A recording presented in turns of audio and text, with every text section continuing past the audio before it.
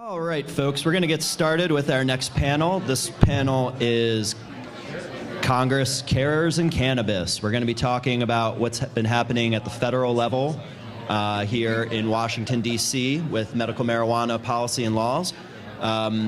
We have a panel here today who are going to be speaking on each of the varying components within the CARERS Act. It's one of the great things about this new bill we have here in Congress. It covers really a lot of territory. It's a very comprehensive federal medical cannabis bill. So we have a great lineup of speakers here who are going to be able to talk a little bit more about it. But I just wanted to go through a review of the previous session of Congress. Back in the 113th session, we had 2 medical marijuana patient lobby days. A lot of you all were a part of that, and that set the stage for a lot of the success that we had at the end of the session. There were 17 bills in the House of Representatives that were related to marijuana. Most of them were medical marijuana bills, some of them broader legalization bills, but there were 17 bills that were introduced. Previous sessions maybe saw 2, 3, maybe 5 bills, and they wouldn't get many sponsors. They would just get introduced and sort of die off. None of these bills went anywhere in committee, but more co-sponsors were joining, and there was definitely more activity. There was a work group in Congress amongst the co-sponsors of these bills, and a lot more coordination.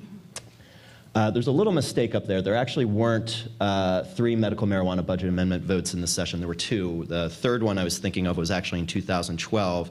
That was the Rohrabacher-Farr Amendment back then, and that was defeated 163 to 262. But in 2014, that went up to 219 to 189. We had a huge turnaround in that, about an 80 vote split, and now we actually have majority support in the House of Representatives for medical marijuana protections.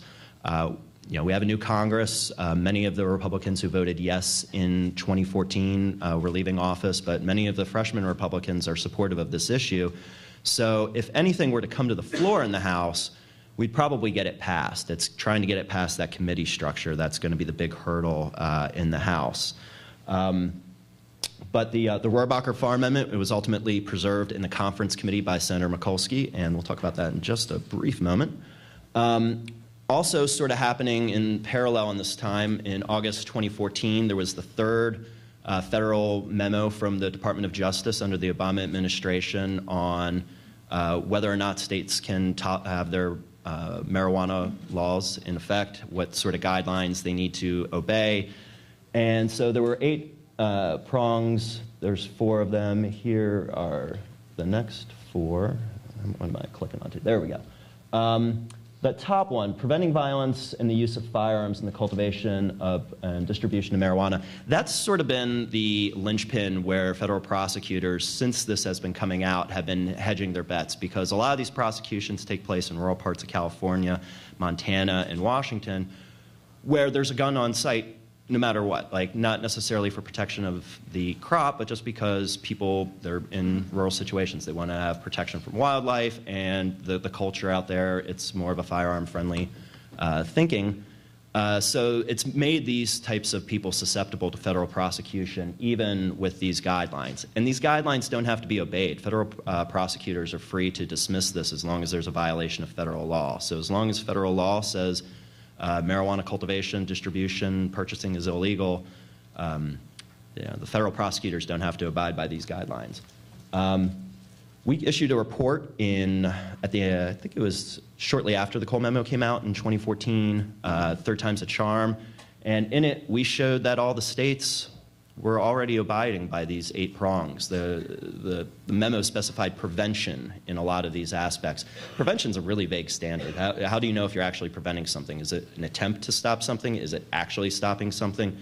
But in any event, all the states had parts within their code or regulations that showed that they were meeting these 8 prongs in some way.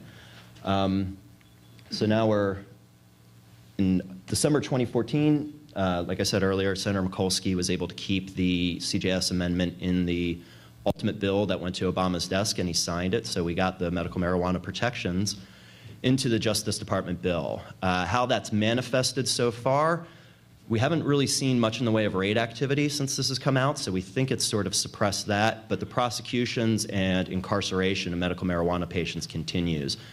Many of you are aware of the Kettle Falls 5 case. Thankfully, that turned out about as good as that could. There still was a conviction, but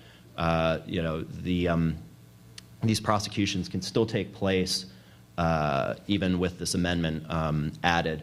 And we still have prisoners who are there on medical marijuana charges. And this amendment would have to be passed again in 2015 for it to be applicable. It's just a one-year budget rider. We think we're going to get it included again, but it's going to be another battle.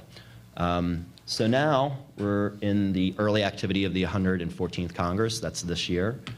Back in February, Congressman Blumenauer introduced the Veterans Equal Access Amendment, or Veteran Equal Access Act, and that would allow VA physicians to write recommendations for patients in states that have medical marijuana programs. Currently, if you're a vet, you're getting all your care from the VA, you're going to get shut out from a recommendation, and we're going to have one of our speakers talk a lot more about that. And then Senators Booker, Gillibrand, and Paul were working on a comprehensive bill for medical marijuana. We were able to help work with their offices to draft it and influence it in some ways. And it covers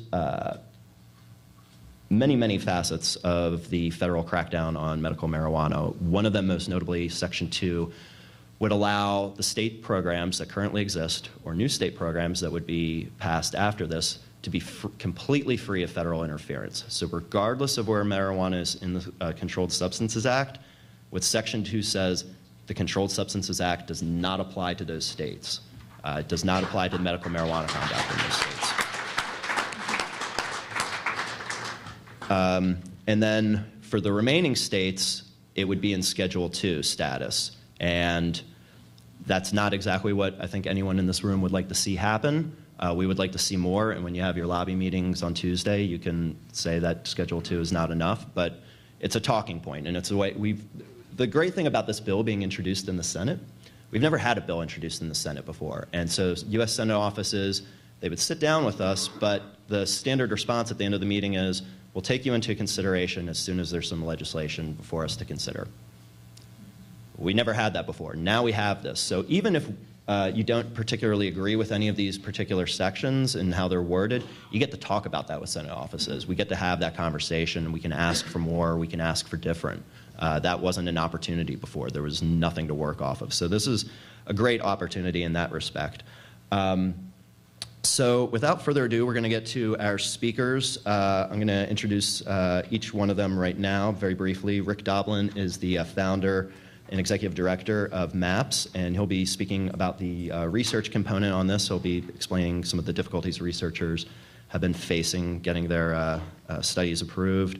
TJ Thompson is a Navy veteran and one of the founding members of Safe Access Virginia, and now one of the leadership in the Veterans for Medical Cannabis Access. He'll be speaking about the Veterans Access portion. John Hudak is from the Brookings Institute. He wrote an article before the CARERS Act came out that was titled How to Reschedule Marijuana and Why It's Unlikely Anytime Soon. I think you could add parenthetically after that, unless Congress acts. And he'll be speaking about paths to rescheduling and why the legislative route is the most efficient way of doing that. Rabbi Jeff Kahn is the proprietor of Tacoma Wellness Center here in Washington, D.C. It's D.C.'s only PFC-certified dispensary. He's been a great asset to the DC medical cannabis community and helping expand access here for patients. And then we're also going to have Patrick and Beth Collins speak about what it's like to be a refugee family, not having access to CBD or THCA or other extract components, which is one of the components here in the bill. So we'll get started now with Rick.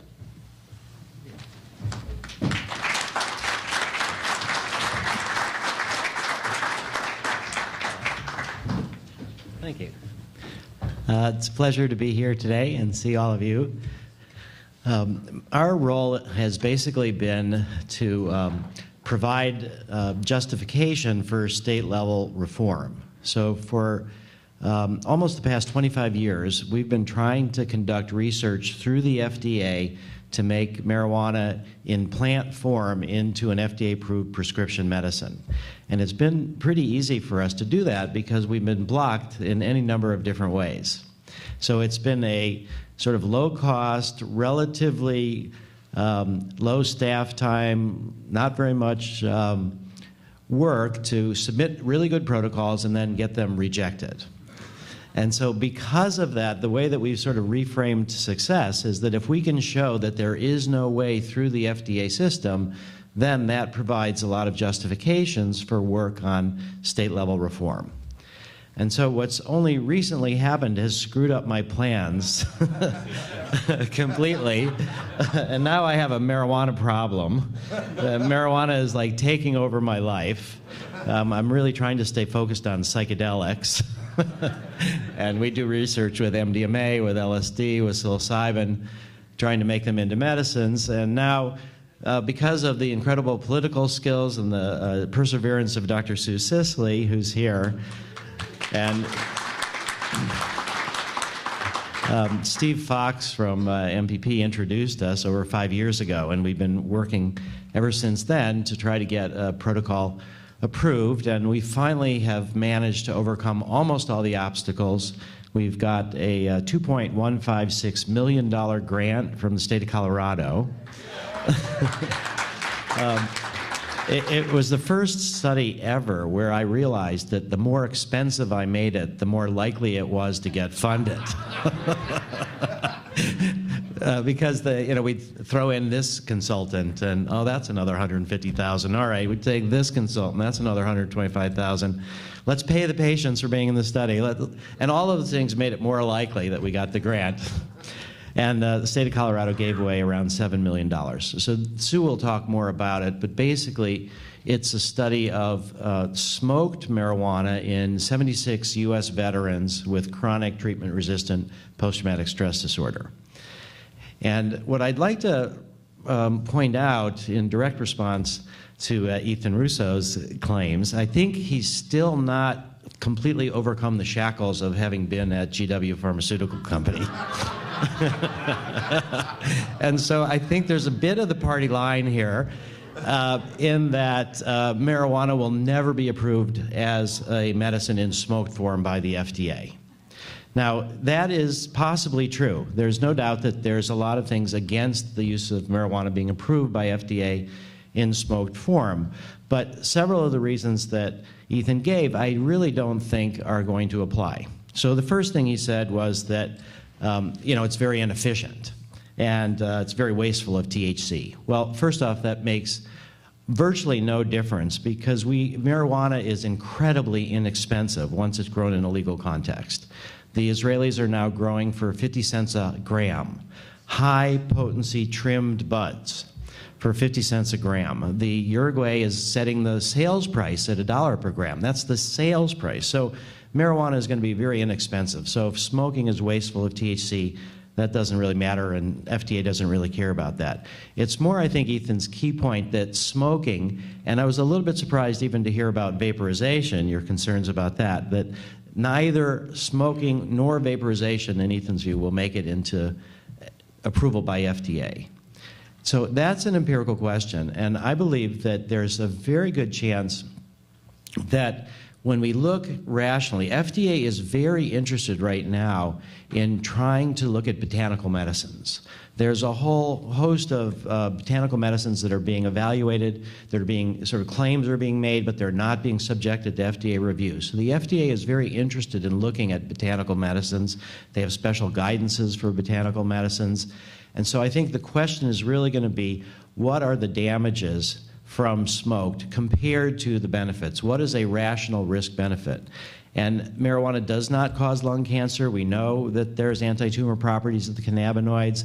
The fact that it could cause bronchial irritation, some colds, that's, I think, something that is pretty minor. And also for experienced smokers who are using generally higher potency, where you need less smoke per inhalation, and actually, as Ethan was saying, to try to get the lowest dose that you need for the benefits. So I think it's really not a sure thing that FDA will say no. But what I am saying is let's leave it to the FDA.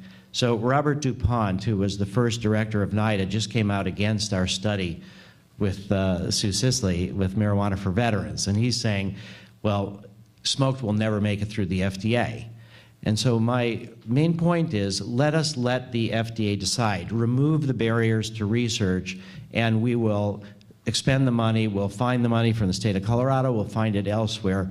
And I think that the FDA has a good chance. Now, Ethan also said that too many people have anxiety reactions, and that's going to be another reason for marijuana in smoked form not being made into a medicine. But it turns out that well, first off, our protocol has 2 4-hour training sessions, 2 days in a row, to see if subjects do have anxiety reactions to the marijuana that they're going to receive.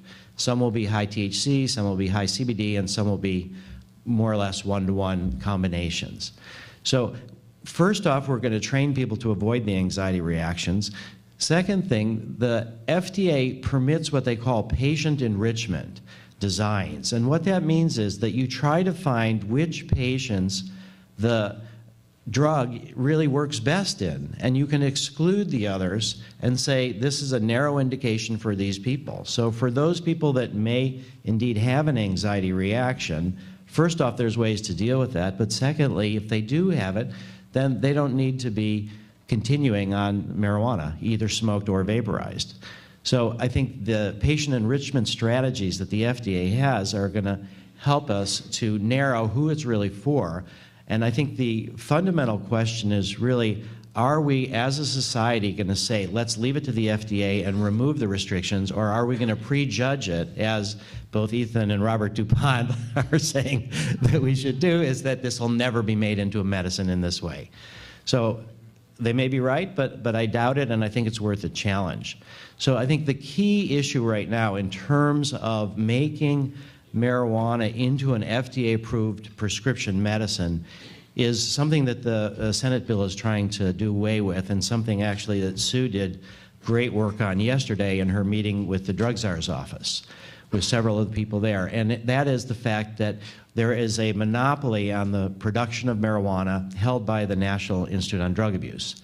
And what I think should be a scandal is that earlier last week, the National Institutes of Health announced a grant, a 5-year grant to Professor El Soli at the University of Mississippi to grow marijuana for the NIDA monopoly. The grant, $68 million. $68 million, more than $13 million a year to grow marijuana that doesn't meet our needs and is not as good as the kind of marijuana that we can buy in numerous medical marijuana states right now.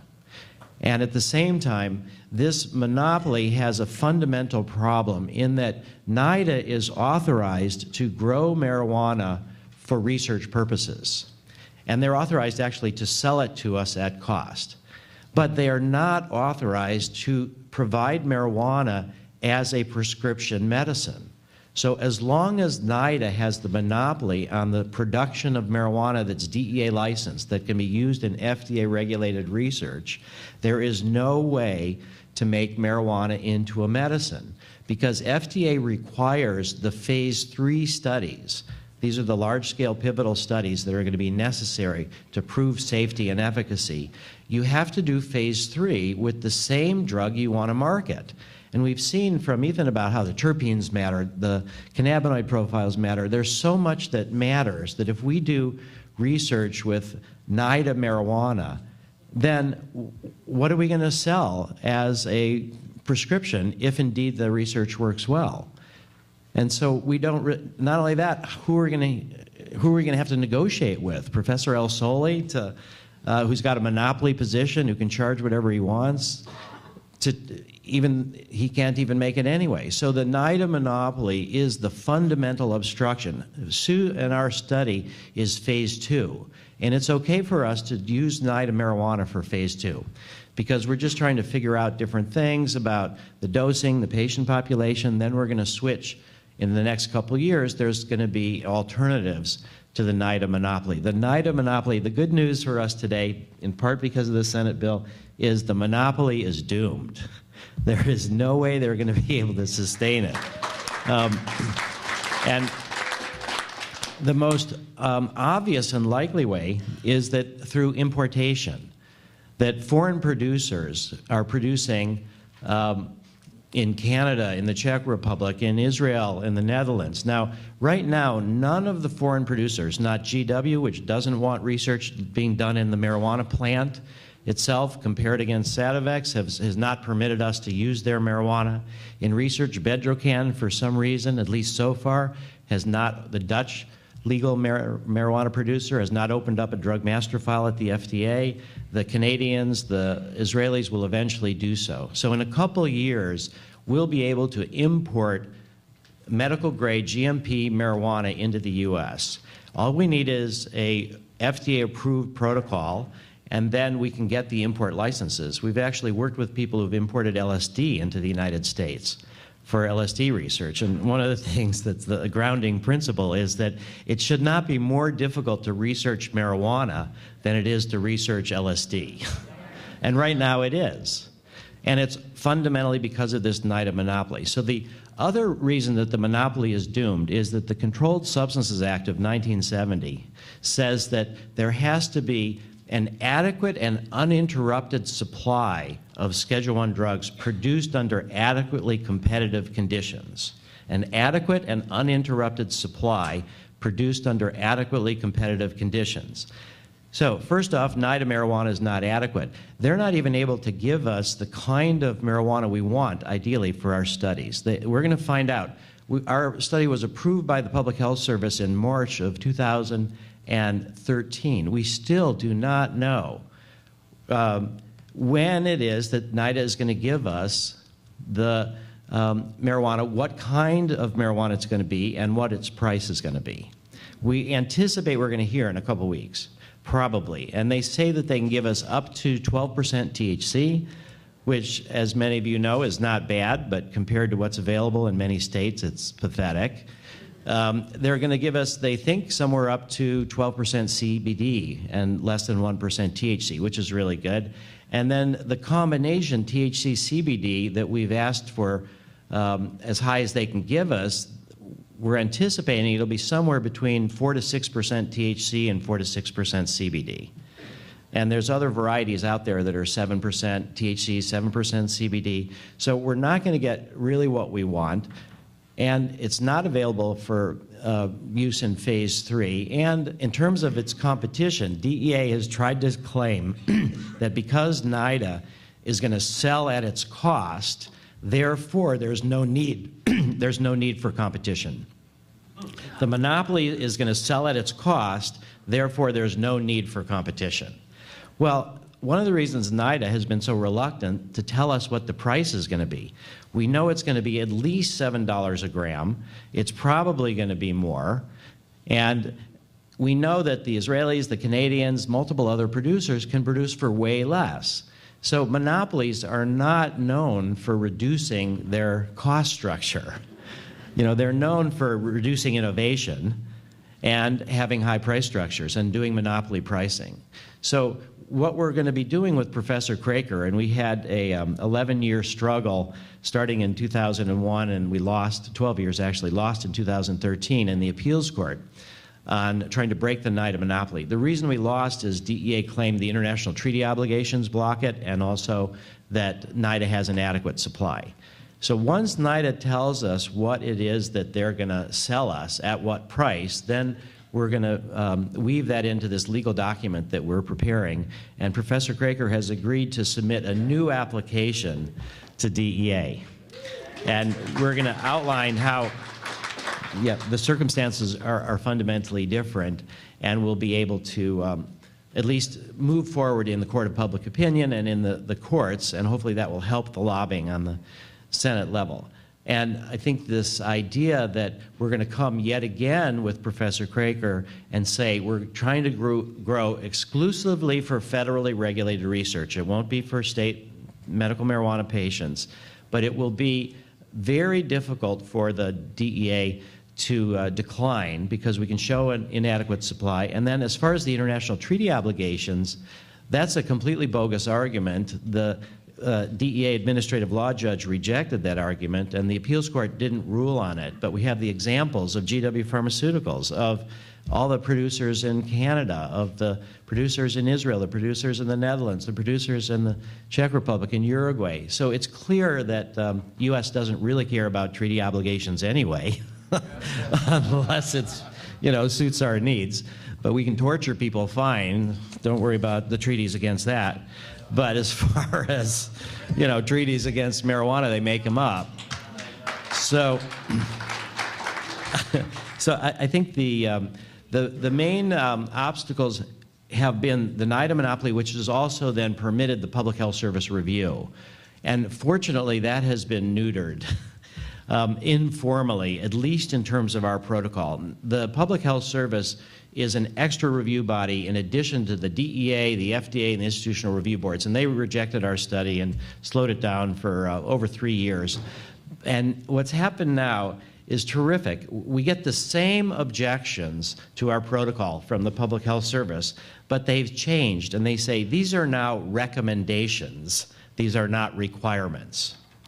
So these are recommendations that we don't have to take and don't necessarily think are wise, because they're coming from a basic science perspective and we're doing drug development, which is fundamentally different.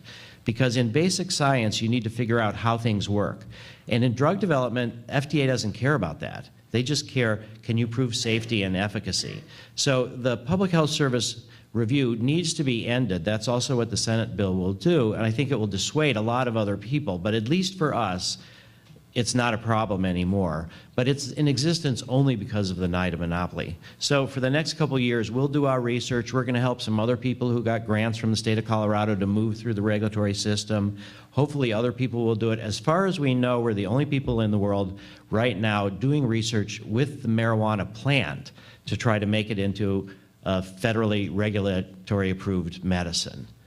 Many places they don't require research. And so, that's what's going on in Canada and elsewhere. But one of the big problems there is that patients have to pay for it themselves. If it goes through the FDA, insurance companies will cover it. So I think the effort, again, to go through the FDA, maybe Ethan is right, maybe FDA will never say yes, but purposely we want to do that. That's what we are doing. And I think by working with veterans, by working with post-traumatic stress disorder, our study will be at Johns Hopkins and unaffiliated with Sue and Phoenix. It's going to be a tremendous study. We've brought in one of the main critics of medical marijuana, the woman who blocked PTSD from being a qualifying condition in the state of Colorado because there wasn't enough evidence. Dr. Paula Riggs is now part of our protocol, and her job is to critique our methodology to make sure that it's not subject to bias. So we've got a terrific situation. We're working internationally. Tilray is using our protocol, but their marijuana and vaporization. Sue was just in Prague we were just in Israel looking for collaborators. So I think the future of medical marijuana as an FDA-approved prescription medicine is looking pretty good. And hopefully the Senate bill will help end the final obstructions. Thank you.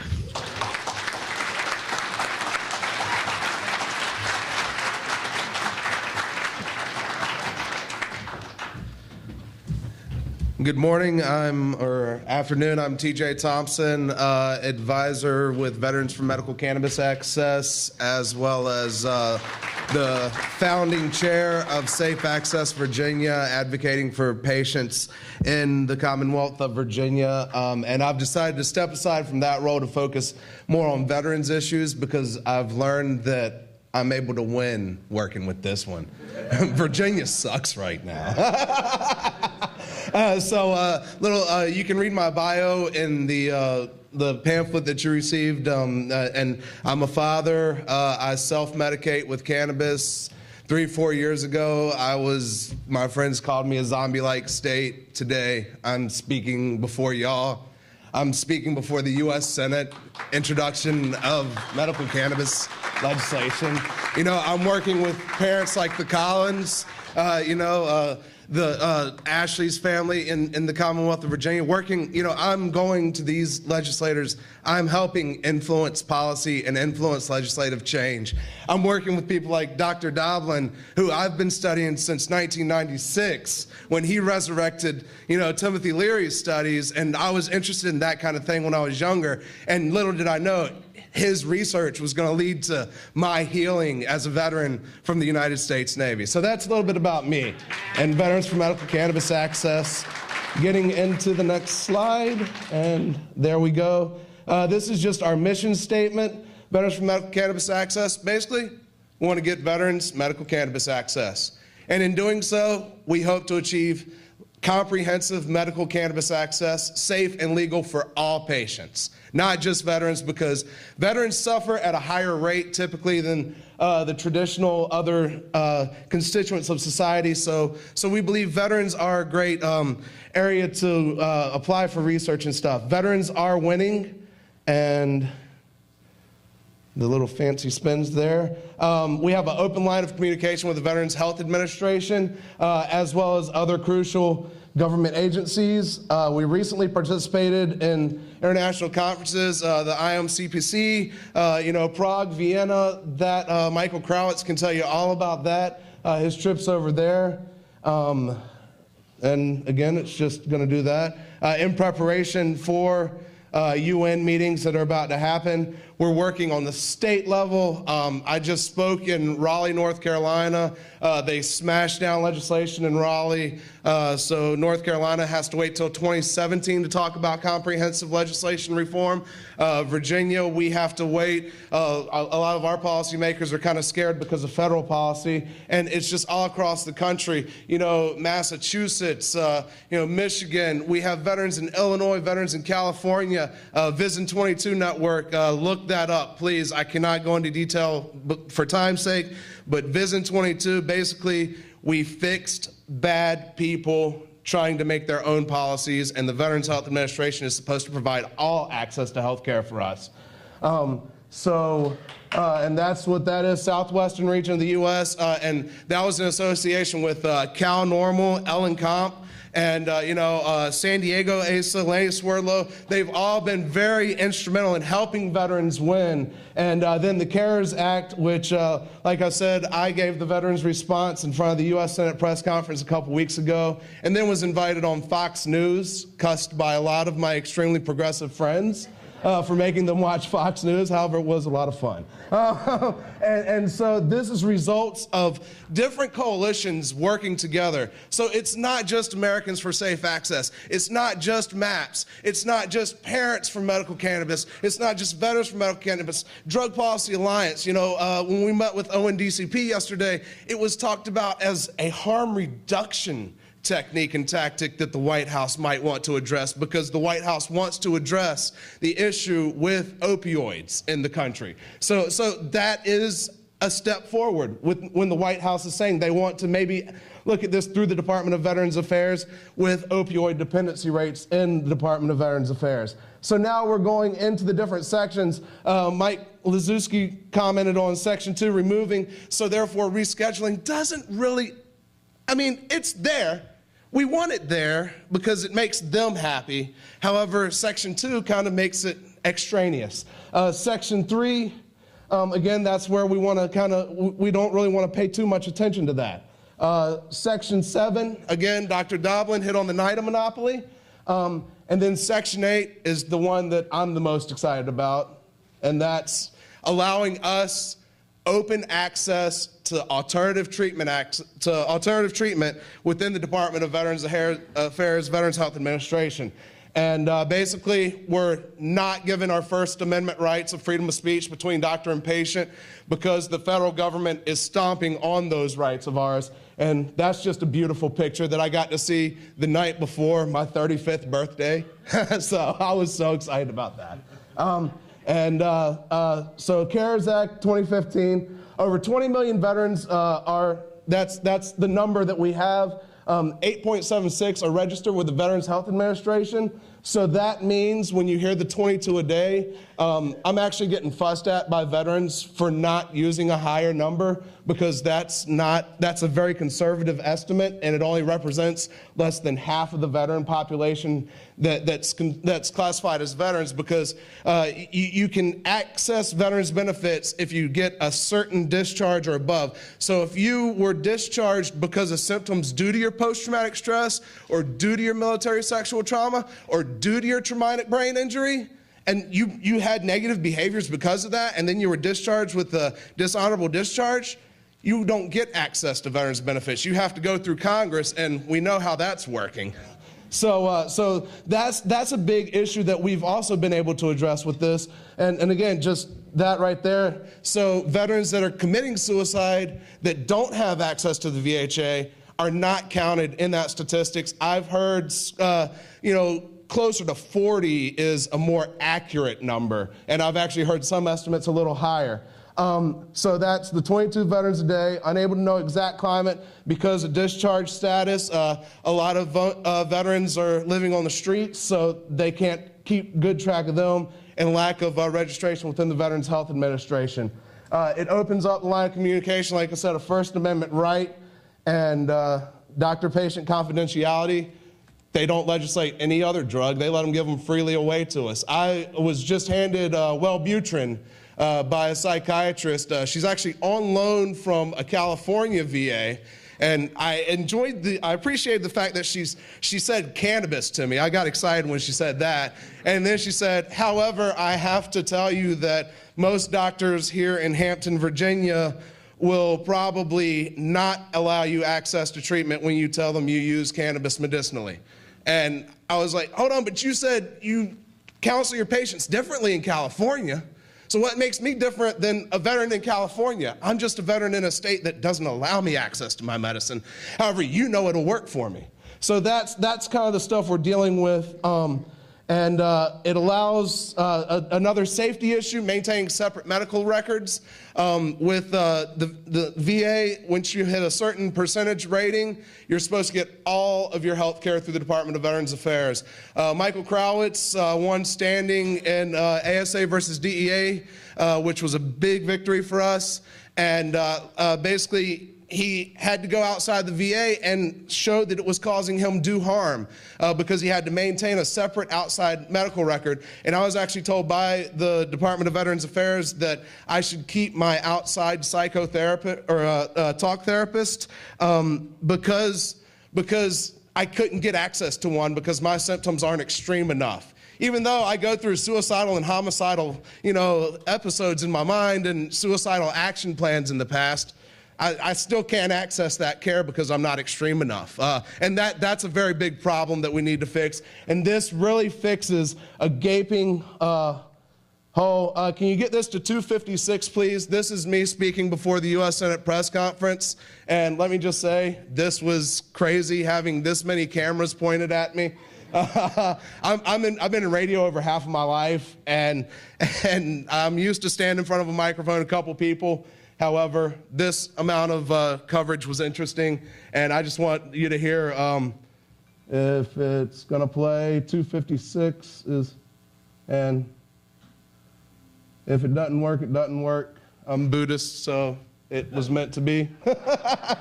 Anyway, basically, I'm saying we need safe, legal access immediately. CARERS Act needs to be pushed. Push it hard on Tuesday. If you want to hear more about veterans issues, please come talk to myself, Dr. Sue, Michael Crowitz. There's veterans all around. Veterans are winning, and we're helping you win too by helping be out front. Thank you.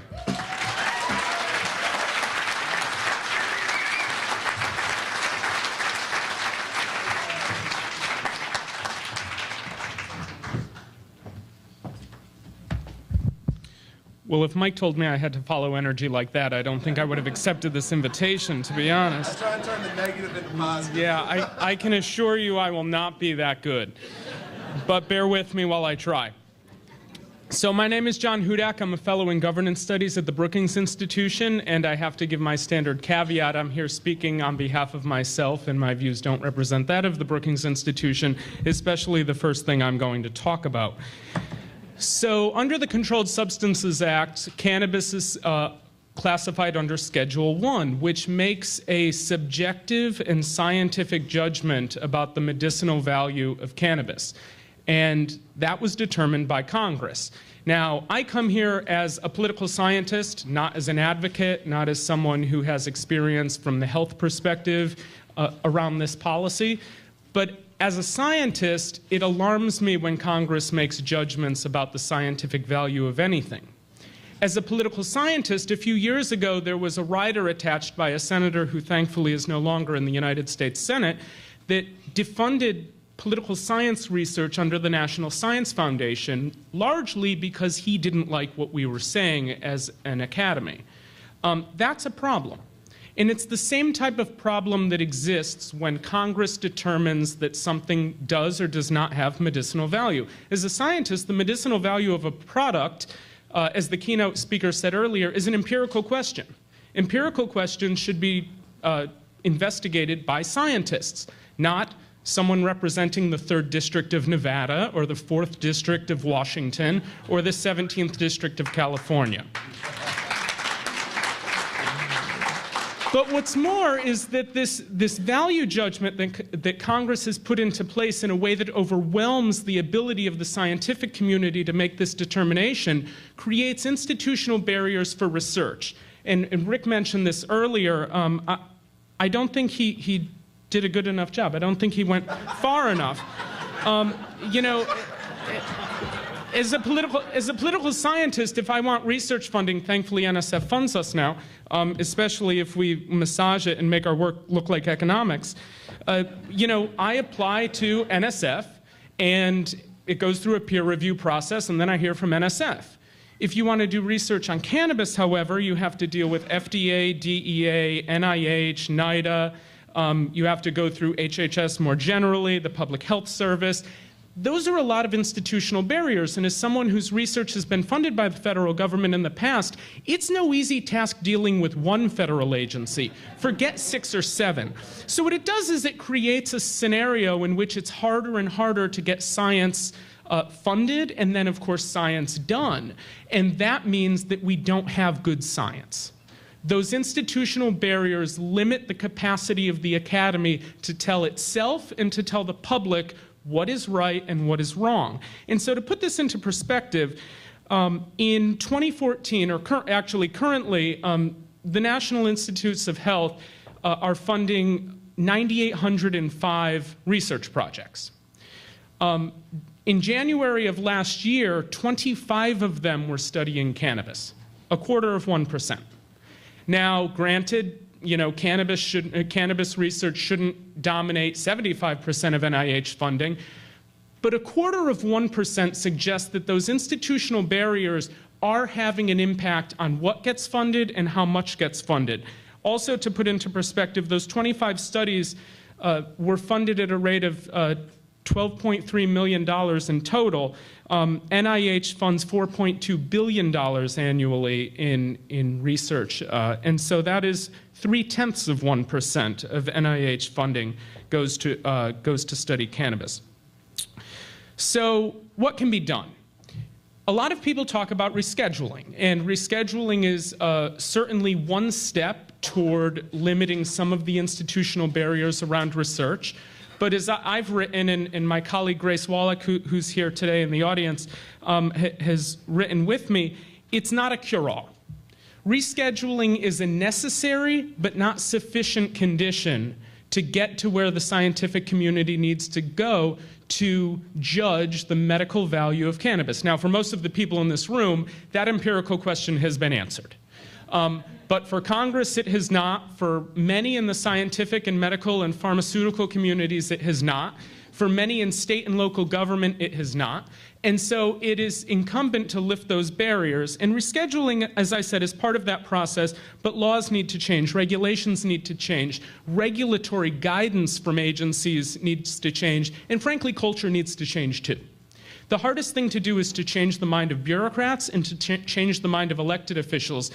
And the idea that cannabis has no medicinal value has been so ingrained in the culture of government to the discredit of science that it's also going to be part of the process in order to start that scientific research moving forward.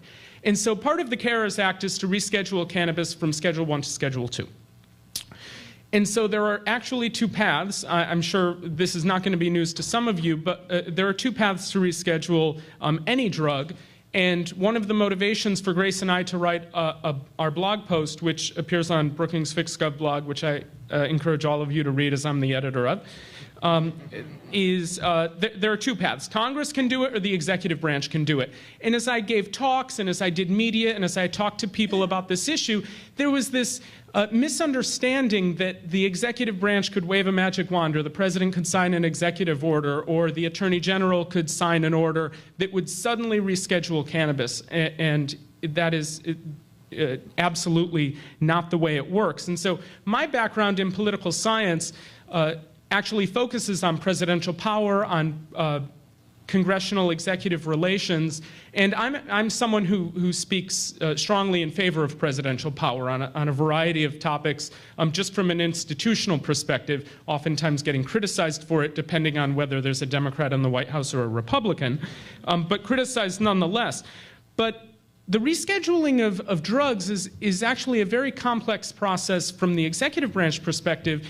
And now I'm about to say something that I almost never say, and that is, it's actually more efficient for Congress to do it. That really puts it into perspective. The efficiency rests with Congress. That's odd, but it's true. Congress passes a law, the president signs it, cannabis is rescheduled. Now, there's a how a bill becomes a law process that sort of has to work itself out, and Congress passing a law isn't easy. In fact, they're currently passing fewer of them than almost any time in the 20th or 21st century, but that's the process. Now, let me talk you through the process as it works in the executive branch. First, an outside group, or Health and Human Services, files a petition with the Attorney General, or the Attorney General initiates a petition of his own. The Attorney General reviews this petition and then passes it on to Health and Human Services. Health and Human Services has to conduct an 8-point review. 5 parts are scientific in nature and 3 parts focus specifically about abuse. This is for, again, rescheduling drugs. The Attorney General in the Department of Justice typically conducts his own concurrent independent review while HHS is conducting theirs. HHS makes a recommendation about their findings according to the 8 points, as well as passes along a recommendation about rescheduling, and that goes back to the Attorney General. The Attorney General then reviews that recommendation. If he finds that rescheduling is necessary based largely on what HHS tells him, then he can initiate the rulemaking process to reschedule the drug, either up to a higher schedule or down or out entirely. Now, the rulemaking process is not a quick one. It involves proposed rules, a public notice and comment period, revised rules, final rules published in the record, and that in itself can take years. In addition to what is as many of you in this room know, as people on the panel who have tried to engage this issue knows, the first part of this process takes years, and if you somehow overcome those hurdles, you get the win of waiting several more years for the outcome that you want.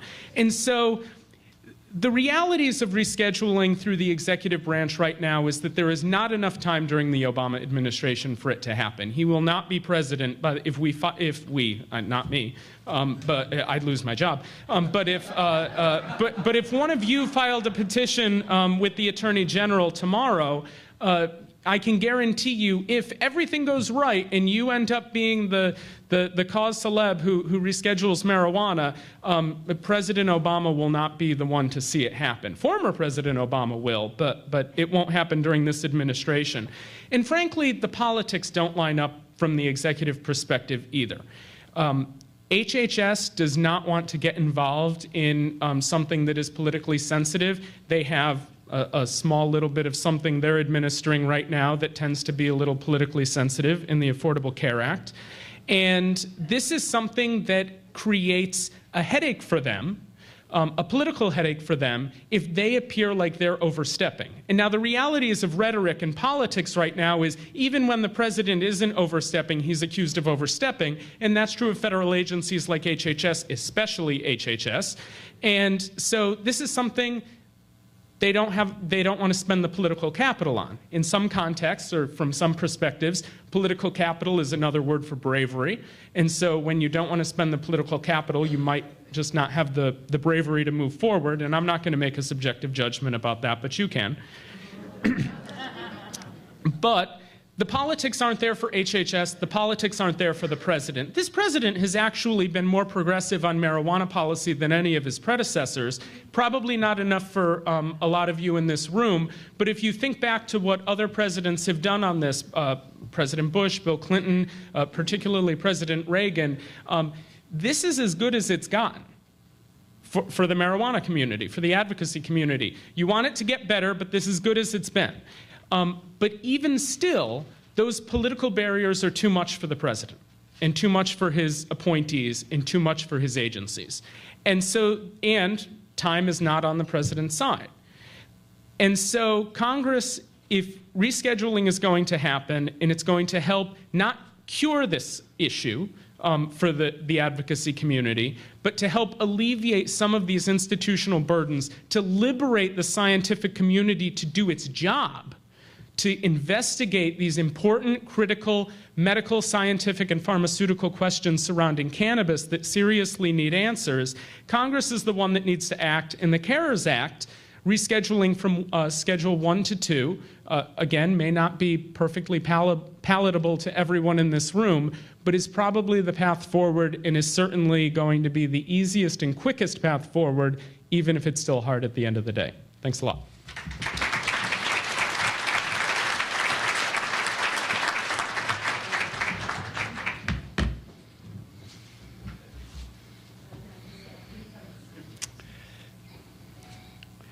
Good afternoon, everyone, and welcome to Washington, D.C., where wellness is winning.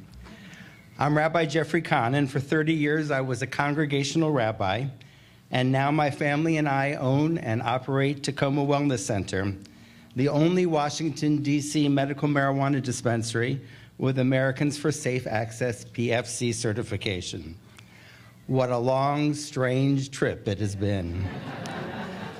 At the end of 2009, when Congress finally allowed D.C. to implement the medical marijuana program we adopted in 1998, my wife, a hospital administrator, and I decided to open Tacoma Wellness Center in tribute to my late in-laws, our medical marijuana mentors. My late father-in-law had lived with multiple sclerosis for more than 50 years and had found great relief from cannabis ever since a physician had suggested it to him in the 1970s. My late mother-in-law had just passed away 2 months after being diagnosed with lung cancer. Her physician suggested cannabis to decrease nausea, to increase appetite. But sadly, we weren't able to find any for her at the time. Then early in 2010, we decided that maybe we could make a difference here, and Tacoma Wellness Center was incorporated in the District of Columbia.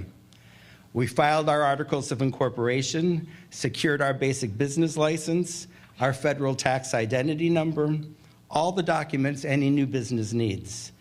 We sold a home we owned in Israel to one day live in to finance our dispensary, and with a 6-figure cashier's check, went to open a bank account. My first banking experience was just around the corner from where we are now. Knowing that banking can be a problem for a dispensary, I selected a local DC chartered bank. I made an appointment with the bank's vice president, brought all the appropriate documents and a board resolution to open an account in the bank. I sat down and explained carefully who we are, what we plan to do, how our DC laws had changed, and why we had selected that bank in particular. He listened politely, and when I finished, he informed me that the bank doesn't deal with criminals and had a burly security guard escort me to the door. I was shocked. I never knew a bank could refuse to take your money. But there are a lot of banks here in Washington, and I figured my next experience would have to be better. It was a little better. I spent 4 hours there opening the account, and it wasn't until the next morning that I received the phone call telling me that my application was denied. To make a long story short, over the next 18 months, I was thrown out of some of the best and worst banks in the District of Columbia, Maryland, and Virginia. Some bankers were nice, Some were mean and threatening, but the answer was always the same: no. Tacoma Wellness Center didn't manage to open its doors, or our program really didn't begin, until August of 2013. So banking wasn't crucial for us in 2010 or 11 or 12. We were able to manage rent and utilities without a bank. We had no sales to deposit, no taxes to pay, no employees to be compensated. And we knew that borrowing money like any other business would from a bank for construction and other expenses was out of the question. It had to be our own money or funds borrowed from friends and family. We were able to get by for a while, but we knew that once we really opened, we couldn't operate without a bank. Payroll, daily expenses, taxes, the financial transparency we wanted all required a bank and nothing less. Finally, after being thrown out of more than 20 banks, we found one. A branch manager who had a relative who benefited from medical marijuana opened an account, said she was proud to do so, and let us come out of the darkness and into the light. It was a really great experience until the home office in Atlanta closed our business and personal accounts without any notice and impounded all our funds for 30 days. It was an unbelievable but legal hassle. Fortunately, we were bankless for only a few months. Our next bank, the one that holds the mortgage to our building, actually sought us out. They're a small bank in the Maryland suburbs. And they were well aware of what we do and welcomed our business. We were thrilled for the 30 days until they closed our accounts. We've had 2 other bank experiences in our short life. One bank closed our accounts just earlier this month. We bank now at a small local establishment. More about them in a moment. But first, you might ask, what's the problem? Why is this business, a medical marijuana dispensary, different from any other business? Well, that's what I wondered, and I was shocked to learn what I discovered. Most of us know, and we've heard about this morning, the Controlled Substance Act and the toll it's taken on all our lives and the lives of people we know and love. But most of us don't know about its evil companion, the Banking Secrecy Act of 1970. That act requires banks to help the federal government detect and prevent money laundering. Specifically, the act requires financial institutions to file reports as suspicious activity that they think their customers are engaging in. If banks suspects money being deposited comes from cannabis, it must be reported to the federal government as suspicious activity. Every time a dispensary deposits anything, it's reported. Say what you want about bankers, but sooner or later, they all seem to figure out where a dispensary's money is coming from. Think for a moment of the social media comparison. There's that frame entitled, "Here's what my friends think I do," and the one entitled, "Here's what I really do." Well, here's what I really do. I really enable more than 100 people a day to access their medicine safely and legally here in the nation's capital. Here's what the federal government thinks I do. They think I'm a drug lord, a drug baron, a kingpin, a narco trafficker, all names I've been called by bankers, a person who controls a network of people involved in the illegal drug trade. Should they choose to prosecute me, the federal government could fine me more money than I can ever earn and imprison me for more years than I will ever live, because to them, I'm a drug kingpin. And banks can get in trouble for working with drug kingpins. HSBC was just fined $1.9 billion this month for banking with the Mexican cartel. Imagine what they might be fined for banking with us. Recognizing that a law that emanates from the 1970s doesn't really fit the situation anymore, more than a year ago, the Justice Department issued a clarifying memo, guidance regarding marijuana-related financial crimes. That guidance clarified basically nothing, but did enable a handful of brave banks to open accounts for cannabis customers. I'm pleased to tell you that Tacoma Wellness Center now banks with one of those banks. And by banks with, I mean we have a checking account with, for that's all that they will allow us to do. No other financial services of any kind. No loans, no credit cards, nothing upon which businesses rely upon today. We can write checks for which we pay a fee. We can deposit money for which we pay a fee. For every penny we deposit, a suspicious activity report is generated for the government. Just like Captain Renault in Casablanca, who is shocked that gambling is going on, our bank continues to be shocked that we sell marijuana. And they constantly have to report their suspicions to the Department of the Treasury, which maintains a record of that activity for the Department of Justice, should justice ever want to prosecute. Remember, what we do is against federal law. And for the privilege of depositing that money, which always generates the filing of a suspicious activity report, we pay fees. $650 a month for just being able to deposit money at all, $75 for each deposit, and 11 cents per banknote deposited. Yes, when a patient pays for medicine with a dollar bill, it costs us 11 cents plus fees to put it in the bank, which, guess what, increases the cost of doing business, which increases the price of medicine. Quite simply, this makes very expensive medicine even more expensive. The patient is the one that's harmed in the end. CARERS, the Compassionate Access, Research Expansion, and Respect States Act, is going to change all that. It won't change the Banking Secrecy Act or the filing of suspicious activity reports. Money laundering is still going to be a crime in this country. But it removes medical marijuana from the list of suspicious activities that need to be reported. My money, your money, our money will no longer be categorized with traffickers of terror, prostitution, child slavery, or heroin.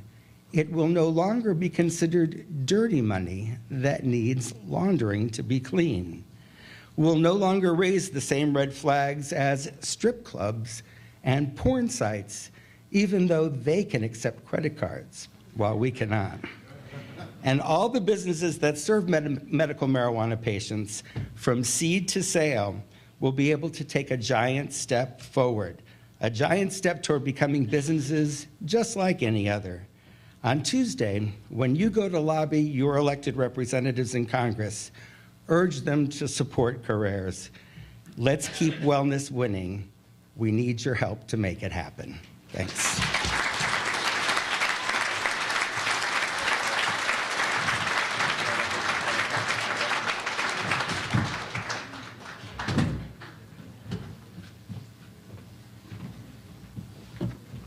Hello, we know we're standing between you and lunch, so we'll try to make this quick.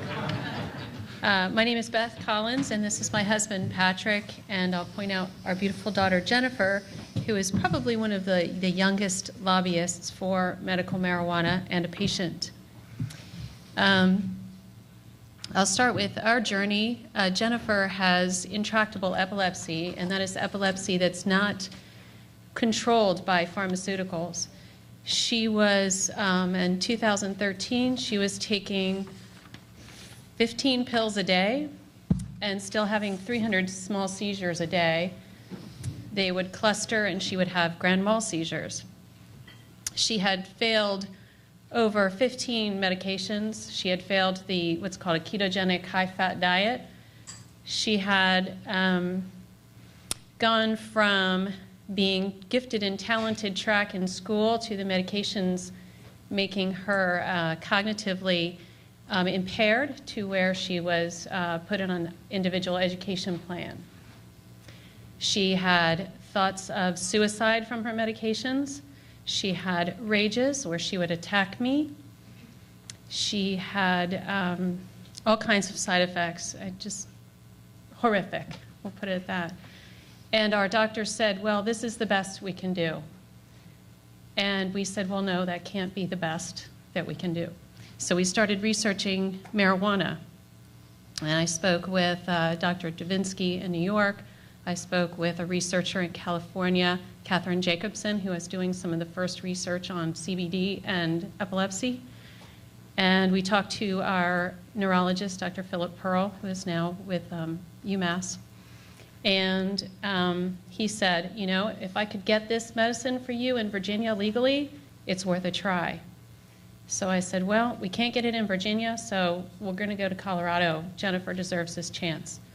So we took her to Colorado, just me, and we left my husband here with our other daughter, who was in high school. And he couldn't afford to quit his job, so we moved to Colorado.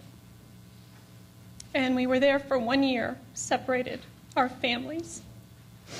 And the really sad part about it is we weren't alone. There were over 250 families doing the exact same thing, splitting up their families to get access. There's one in the room today who is now in Colorado, Jenny Storms, who a lot of you know, who had to do the same thing. And it's sad and ridiculous that in this country we had to do something like that to get medicine for our daughter. But on a positive note, a really positive note, we tried CBD, it did not work. And we said, great, we just split up our family for nothing. But being in Colorado, we had the opportunity to try other oils. So we decided to try THCA oil, which is THC, for those of you who don't know, it's well, I guess Dr. Russo explained that, so I don't need to explain that. Thank you. I'm kind of in my mode with legislators. I go through the whole thing. So I don't need to tell you that. So we gave her THCA oil, and it was an incredible difference. She went from, and we confirmed this through EEGs, she went from over 300 seizures a day to 10 on a good day.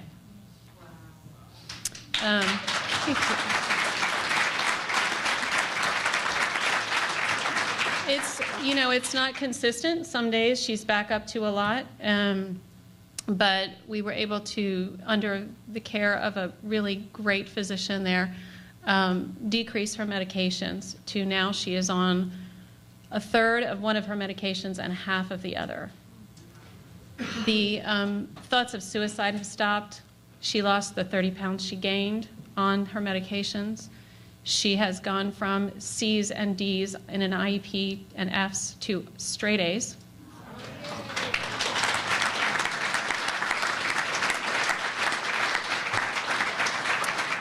But it was incredibly difficult for Jennifer and me and the rest of our family to be split.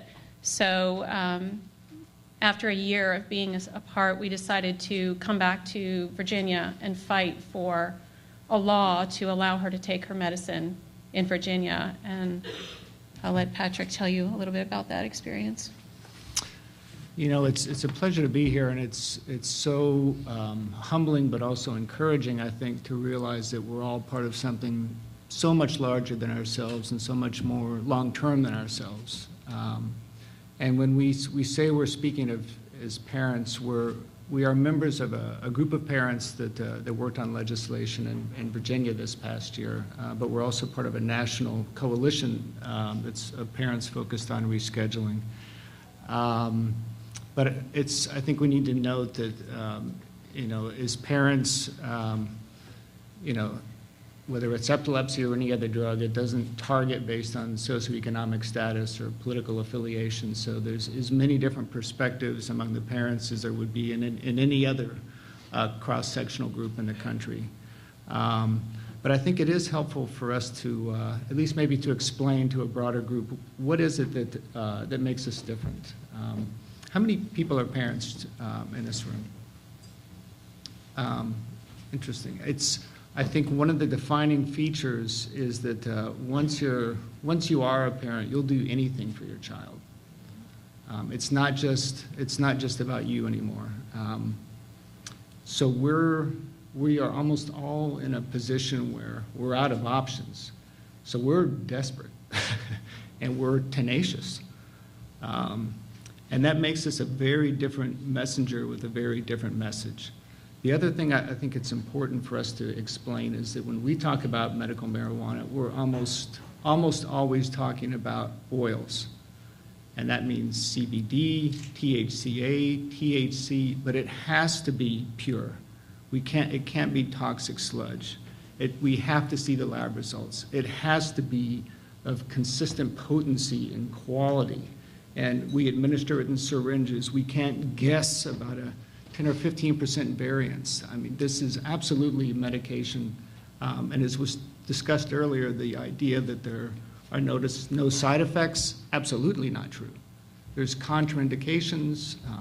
There's all kinds of things that we have to be aware of, and yet we're prohibited, and the doctors are prohibited from really saying much of anything about what the research is saying because it's so limited. So we're all, whether it's in Virginia or across the country or across the planet, pretty much in a position of really not being able to have a very informed discussion with our doctors. And quite honestly, for the most part, it's parents text messaging themselves or on message boards nonstop saying, if you have this form of epilepsy with this medications that you're taking, with this weight, et cetera, et cetera, et cetera, what do you do? And now I'm seeing this.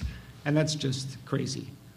We have to get beyond that. So let me turn it over to my wife, but we did want to explain some more of that, but then we wanted to end up with some very practical and specific thoughts about what do we do next with this act, because this is a unique moment in time.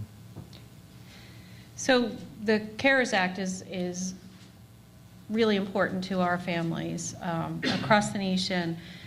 In terms of access, because, for example, in Virginia, we have a law now where we can be arrested, but we can't be prosecuted for having THCA or CBD oil. Not a great bill, we know that. Not what we started with. Yeah. So there's the access, okay, so now we have to be criminals to get our oil. We get that. This act would make that a lot easier.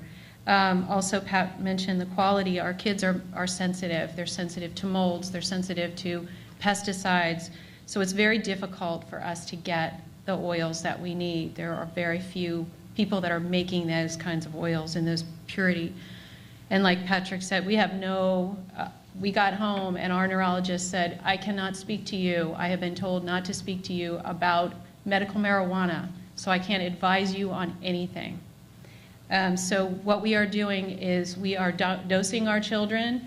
We are figuring out what to give them.